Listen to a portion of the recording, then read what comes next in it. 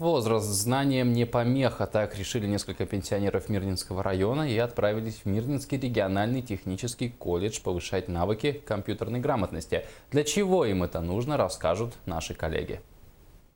Обычная пара информатики в колледже. Вместе с простыми студентами азы работы в интернете, скайпе и других программах изучают люди, которые из студенческого возраста вышли давно.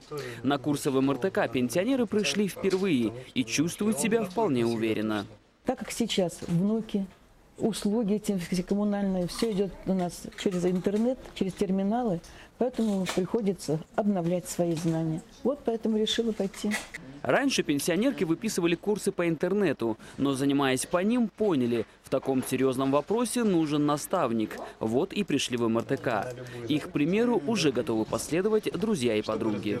Я, безусловно, восхищен и смелостью, и продвинутостью, и креативностью этих людей, которые могут, наверное, уже на равных со своими внуками общаться на какие-то компьютерные темы, но и в целом они, конечно, делают свою жизнь более ярче и разнообразнее.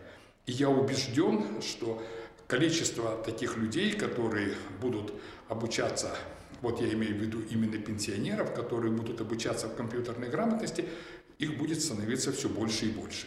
Пожилые ученицы признаются, возраст знаниям не помеха. Конечно, понять сложные термины и комбинации клавиш с первого раза сложно, но они стараются, как и положено прилежным ученицам.